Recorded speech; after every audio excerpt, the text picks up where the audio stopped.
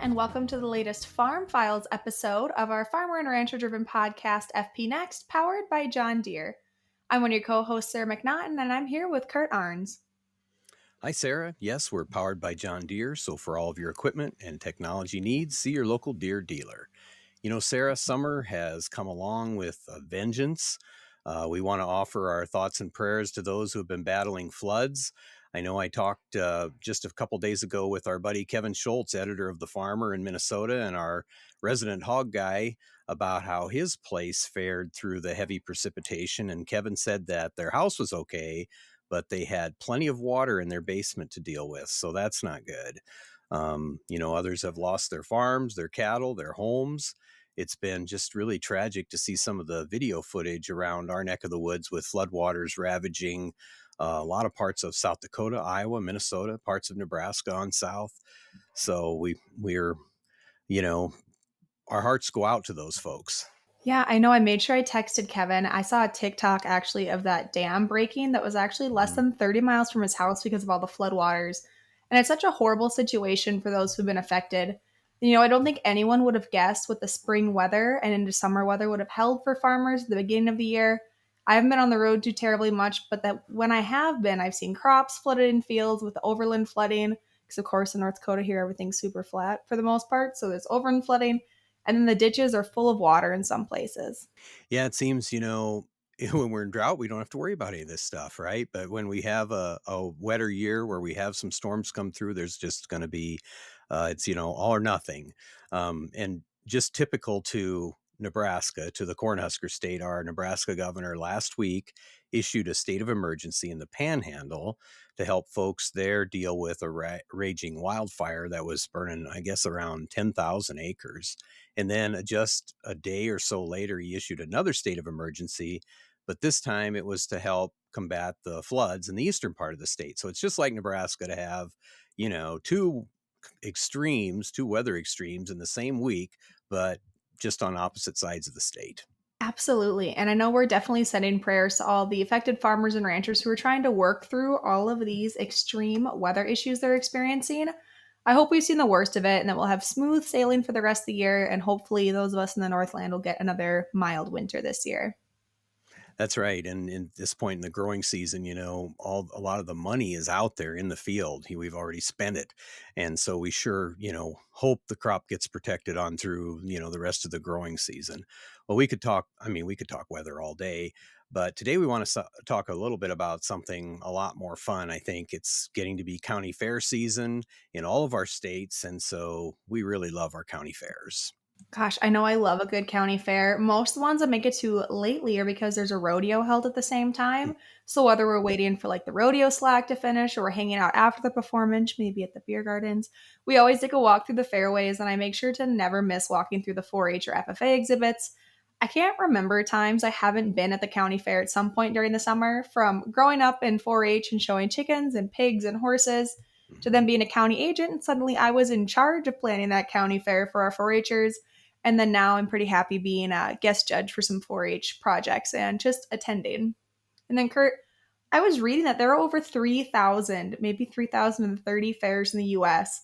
And I'm assuming a lot of that is county and state fairs and maybe some other expositions and achievement days that count as fairs, but that is a lot going on.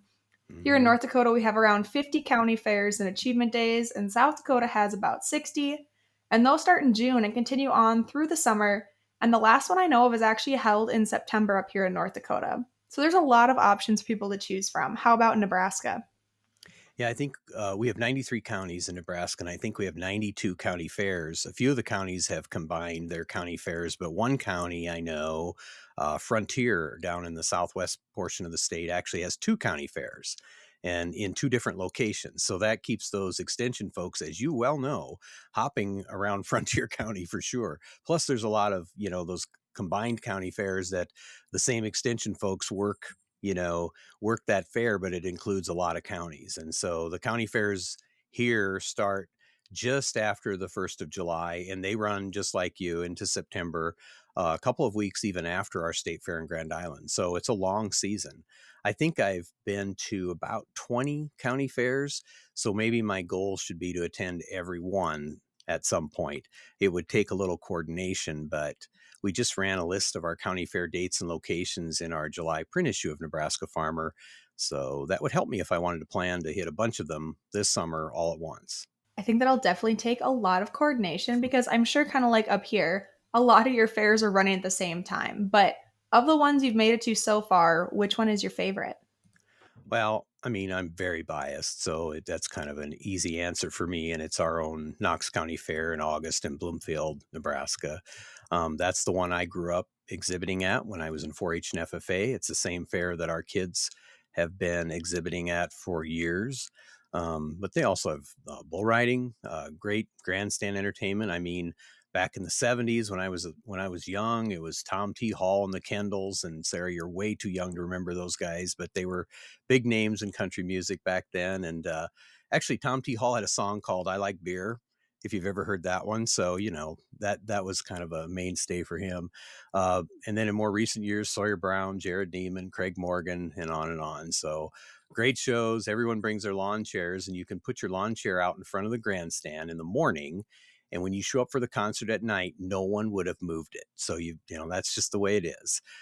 Just a great, fun, family atmosphere, and it's just been that way forever. I love that. I know our favorite band, which is Turnpike Troubadours. I think they're out of Canada. They're coming to Hmm. our state fair this year. So that's my next concert there at the grandstands. And Kurt, we can't talk about fairs without talking about food, as we always like to talk about food. And fair food is some of the best. We love that grease and like the sugar rush you can get from walking down the fairway with your food of choice. And so I'm going to play a little word game with you. I'll Okay. say two types of fair food, and you tell me your rapid response on which one you prefer. All right. Cotton I'm candy or ready. funnel cakes? Funnel cakes, definitely, and with the powdered sugar. Funnel cakes. Why would you even have it if you don't have the powdered Yeah. sugar, What's the right? point? Caramel popcorn or corn dogs? I love caramel. I'm going to say corn dogs though, but the caramel popcorn, that's a hard one. That's a tough one. I'm going to stick with corn dogs. Homemade pie or church stand malts? Those malts are good, but homemade pie definitely. Yeah, but then yeah, it's got to be I would say peach homemade pie. So I'm really fussy about that. Specific, right? Yes, Caramel apples are a yes, but do you have them with or without nuts on top? with of course. If you have a piece of homemade peach pie, do you have it with or without ice cream? And then what type of With. ice cream? It's got to be with ice cream, of course. Yeah, I mean, a la mode is the best. What is your favorite deep fried anything at the fair? I think the pickles. I've had the pickles before, are pretty good. How about have you got any of those favorites Oh, on the deep I fried love side? our state fair here has like the spiral cut pickles that are fried Yeah. and breaded like on a stick. The Yes. best. And Yeah. then Those are final good. question for you. Turkey legs, yes or no? I'm gonna say no on the turkey legs. I've tried them before, but not my favorite thing. So I'm gonna stick with the corn dogs, probably. So now we've covered the food. At least for now, we've covered the food. But I was doing some diligent research on this topic, and I came across some food options at fairs that I hadn't heard of before. So you'll have to tell me if you've heard of some of these. Okay, so just let me know. Have you ever heard of bacon wrapped corn? I've heard of it, but I've never had the pleasure of trying it. Uh-uh. Yeah, me neither. And I think that was at a fair in Texas. I saw that. How about tacos on a stick? And I'm not even sure how that would look. Yeah, I haven't heard of that one, but I'd be interested to see how that's accomplished. I know. Now, oven fried pickles, we already talked about the deep fried, so I'm not sure if that's the same or what is that? What's the difference? I feel like that's got to be like a healthier marketing ploy or something, but it's got to be the deep fried ones. Oh, man. Yeah, there's a whole book for you. Healthy, fair foods. That would be a hard one to write. Right? How about jalapeno popper burgers? I think that one comes from Florida. You know, I have seen a jalapeno popper burger because Cole always orders anything with jalapenos on it, but I haven't seen it at any of our local fairs. I'll have to keep an eye out this year. So have you got, that was just my short list. Have you got some unique ones that you've seen at the fairs? So I've got some unique ones. I've got some of my favorites. And so one Hmm. of my favorites is I actually only recently discovered in the last 5 years, and these are actually all at the North Dakota State Fair. And so one is the classic Tubby's Burger, which I think could be the best burger you can find at the fair. And it's always a cheeseburger with extra pickles, and that is my favorite food by far. Always have to get one. There's always a super long line, but it's worth it. The other ones I really like, of course, poutine, since we are in North Dakota, which whenever I'm working or judging something, that poutine stand is right behind the main expo center. So I dash out there and grab my quick favorite snack. And then for those of the who aren't sure what that is, maybe they're a little farther south than we are, is French fries smothered in cheese curds and gravy. So like, what's not to like if you get some poutine? And then the final that's actually my favorite. These are all kind of my favorites, right? So I think I've said my favorite like 4 times during this list. But there's actually a really good Chinese food stand which has great chicken lo mein, and that's kind of right by like the beer gardens where the concert grandstands are. So that's when I end up going to grab that chicken lo mein to go is around that area. Well, location, location, location. So they got that down, right? Yeah, for sure. So do you have a favorite county fair that you've attended? Gosh, I'm kind of biased like you. I'm partial to my home county fair, which is the Grand Forks County Fair. I haven't been back in a couple years, but the grounds are always updated and kept really nice. There's new events and exhibits going on. And then my favorite thing, I think it's everyone's favorite thing when their kids are there showing in 4 H, that the static 4 H building was air conditioned. Oh, that's a bonus, that's for sure. And then, of course, I love the Red River Valley Fair, which was my county when I was an extension agent. But my most recent favorite is actually the Morton County Fair, which is in New Salem, North Dakota.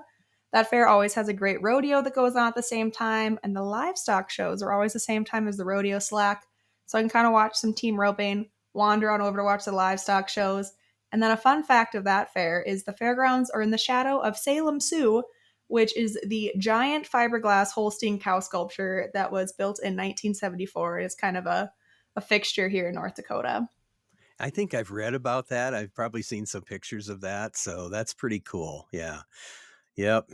I mean, in county fairs, I think we associate county fairs with memories because for a lot of farm families and families in general, if you love a county fair, it's kind of like your summer vacation, I guess. When I was a kid, we camped at the fair. That was basically the only time we ever camped. And we had it was a 1950s pull type camper, it had a couple beds in it, and that was about it. But we always had thunderstorms during the fair. So one year we had, I think I was in high school. One year we had a terrible thunderstorm come through, about 5 inches of rain. My brother and I were in the camper during the storm. We thought it was going to blow over. Um, we were right next to a creek, and the creek nearly overflowed that night. And then a bunch of our friends who thought they would just sleep in sleeping bags in the back of their trucks that night, they ended up when it started raining, they ended up in our camper. So we had about 8 guys jumping into this dinky little camper, and probably had enough weight then at least it wouldn't tip over in the wind. But I remember that because the next day they had to put straw down on the midway because it was just like a lake. And, even some of the barns that weren't concrete at that time had water in them. And it was just a real big mess. But it's funny because those crazy things that happen, that at the time were kind of traumatic, are the things that you remember now all these years later. Okay, but like, why is there always a weather event or a storm of some kind that happens during the county fair? Like, without fail. I remember my first fair as an extension agent, I had to try to get 4 H families to the tornado shelter for about an hour. And I was like only 22, and I was the only agent left in the building. So it was a little chaotic. And then I remember one of my most memorable fairs is the time we all had to get evacuated out from the fair, and everyone was so upset we had to leave all of our horses and our animals, and the sheriff made everybody get out because there was another tornado warning. Hmm. And everything always ends up fine in those scenarios, right? It's just those memories that stick out. And then kind of turning to the benefits of fairs for 4-H members. We've talked a lot before on the benefits of livestock showing and livestock judging, so we won't rehash those again. But even for our urban youth, there's still lots to do and benefit from in 4-H. They work on project planning with their static exhibits, and they usually spend all year working on them. And then they get to go sit down and do a one on one interview with a judge to share about their experiences and their learning done with that project. And those interviews really give kids exposure and experiences that work with that youth adult partnership. And it's something they can use for the rest of their lives. And anymore, there are project areas for just about anything these days, so kids can really hone in on their favorite interest areas, and then they just get even more excited about what they're created for the fair. And also, many 4 H clubs, at least up here in North Dakota, run some type of club fundraiser during the fair, whether it's a food stand or something else, and then they can help get some funding for their club projects going forward. And then, of course, the 4 H exhibits stay displayed during the fair so the public and, like me, fellow 4 H alum can walk through and see all the hard work exhibited by the 4 Hers. Yeah, and all the cool ideas that the 4-H kids have, and their creative, juices get going. They really come up with some neat stuff at the fairs, that's for sure. And when you work for Extension, you get kind of that firsthand look at all that stuff. I had a little tiny taste of extension work right out of college. I worked half time as an extension assistant in Knox County when our extension educator took a faculty development leave. And during that time, I was one of the extension folks working our county fair. So it went off really well. It did. I didn't get yelled at by too many parents. But then the last day, we always loaded up all the finishing hogs early in the morning to go straight to the packer. And after the concert that previous night, I checked on everything. I went home, and during the early morning hours, someone thought it would be funny to let all the fat hogs out of their pens and let them run around the midway. Well, it wasn't funny, and our parent volunteers were not very amused, as you can imagine. And I got to the fairground around 5 a.m. to help load hogs, and everyone was still out trying to round them up. So I think we got them all together. But the next year, when I wasn't working for Extension and was just home farming, I was hired as a night watchman to keep track of the livestock during the nights of the fair to make sure, something like that didn't happen again. No one wanted those hogs taking a midnight run around the midway, that's for sure. I remember the year before I started as a county agent, I heard about this steer that got loose at the fair and was like sprinting down the fairway. Oh, And God. there was just people on golf carts chasing and trying to catch this show steer. So it was a pretty big puppy dog, right? Mm-hmm. But the emotions and everyone's pretty much running at full speed at the fair, and everyone's usually about 20 hours behind on sleep, right? Right. But was being the night watchman an exciting job that year?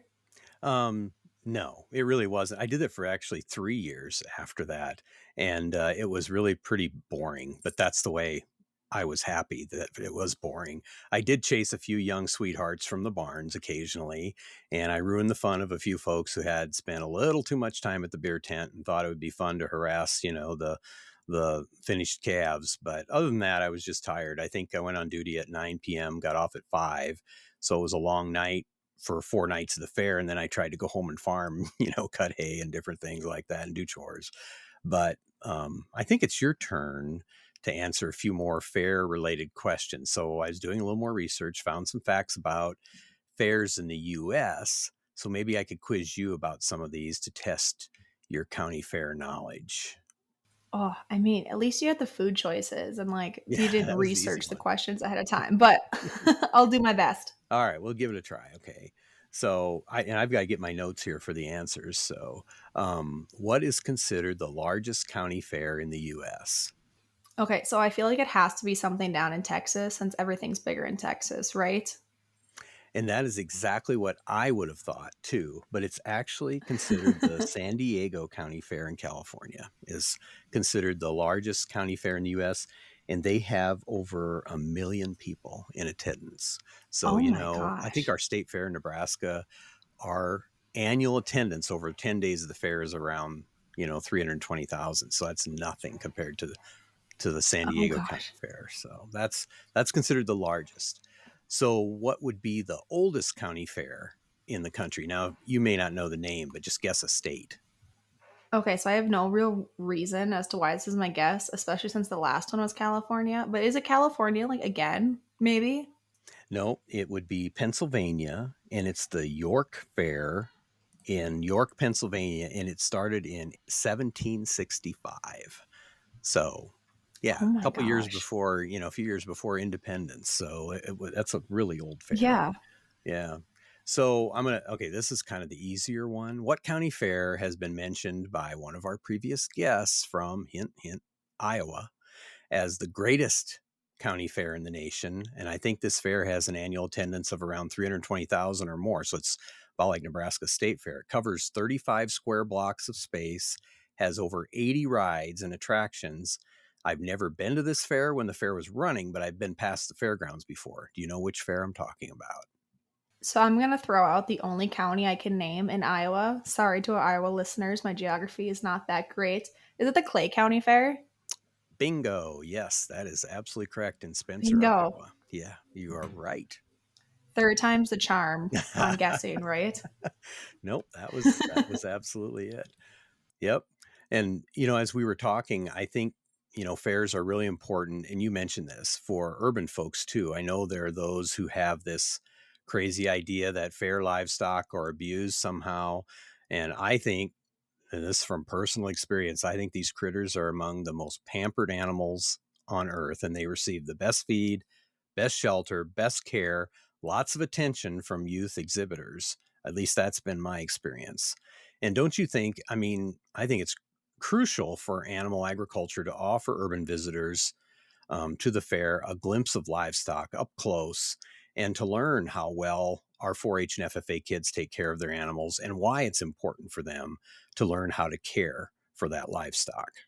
I know this goes back to fair memories, but I'll never forget the first time I realized this disconnect from urban audiences to agriculture was a middle-aged woman walked up and pointed at a cow during my time as a 4-H'er, and walked up to the exhibitor and asked if cows really made chocolate milk. And spoiler alert, it was an Angus steer. So of Oh, course, no gee. milk of any kind was coming from there. And yeah, and so those of us in ag like laugh about things like this happening, but the reality is not many people, especially in urban audiences, get the chance to be around livestock except during their local fairs. I always worked with my older 4-Hers who were all fantastic with this, by the way, to be prepared to answer questions about how they care for their animals and why they do what they do, or if people were kind of lingering around the pens to ask if they had any questions they could answer, just to kind of get some ag literacy in there. And I know now a lot of fairs are creating ag education centers or exhibits to showcase what animal agriculture really looks like. Yeah, and who better to tell the story of animal ag than those young livestock producers, really. And also when you think about youth at the fair, I mean, you've got horticulture, welding, woodworking, photography, sewing rockets, and hundreds, I mean, very literally hundreds of other projects that are exhibited. So, 4-H and FFA are certainly more than cows and plows, as we used to say. It's, all kinds of different types of ag based projects and programs. So it's just a great opportunity for rural and urban folks to connect, I think. You know, that might be one of my favorite things to say that 4-H is more than just cows and plows. And I think all of us still, of course, love the agriculture background of 4-H, with youth having so many options to exhibit things in their interest areas. Especially the county I worked in was a very urban county. It had the largest city in North Dakota in it.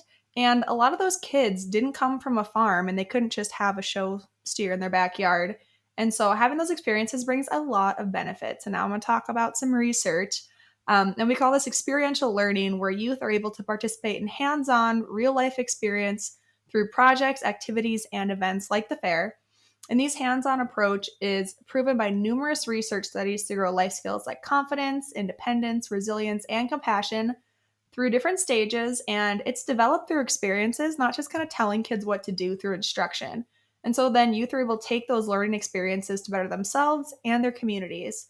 And from that research study titled The 4-H Study of Positive Youth Development, this decade long study, which by the way, I read super extensively when I was working on my thesis covering 4-H programming, found that 4-Hers are 4 times more likely to make contributions to their communities, twice as likely to be civically active, twice as likely to make healthier choices, twice as likely to participate in STEM programming, and girls involved in 4-H are 2 to 3 times more likely to take part in science programs. And honestly, Kurt, I could probably go off talking about 4-H program benefits for another hour if we needed to. But the fair is usually that flagship event for all the work done during the program year. So it's really fun to cover the 4-H side of our county fairs. Yeah, I mean, what people see at the fair is just that one day, or that walking by a livestock exhibit. And what a lot of folks don't realize is the hours and hours of time that was spent caring for that animal, or preparing that project, way ahead of time or sometimes all year long. So, those are all good life lessons, but the statistics kind of speak for themselves there. So that's really good. I mean, we could continue to talk about the importance of county fairs and all the fun too, and the food, obviously. But I think we probably should wrap it up for this Farm Files version of FP Next, powered by John Deere. To our listeners, we want to thank you for listening to this episode of FP Next, allowing us into your tractor cab, your truck, and on your farm and in your fields. A special thank you goes out to our digital production and marketing team members who put in a lot of work with us. They are no county fairs, but we want to remind our listeners that some of the largest outdoor farm shows in the country and perhaps the world are coming up fast, with Farm Progress Show this year in Boone, Iowa on August 27th through the 29th. And of course, Husker Harvest Days set for Grand Island on September 10th through the 12th. And if you want to be sure not to miss any top stories about the farm shows or any farm news, be sure to sign up for our Farm Progress text blasts, which bring the hot stories right to your inbox. I know we're excited to be down in Grand Island again this year. And you Yep. can make sure to sign up for those text alerts by texting FARM, FARM, to 20505. Be sure to follow Farm Progress on social media to stay up to date with ag news and more. And check out the digital edition of your regional publication at farmprogress.com. We're always excited about our next episode, but our next episode of FP Next, we're going to talk about farming salmon in Nebraska, and we're also going to talk about some other advances in growth happening in aquaculture right now. Yeah, and one of our guests will be our staff writer that we share in Farm Progress and who is based in Nebraska, Elizabeth Hodges. So we look forward to having Liz on the show with us. Absolutely. Follow along with FP Next by listening and subscribing on your favorite podcast platform or YouTube or Farm Progress Online. And be sure to leave us a review if you enjoy the show. Sarah says 5 stars or nothing. Always. And if it's agriculture, your friends at Farm Progress have you covered. Here's wishing you high yields and good weather. We'll see you next time.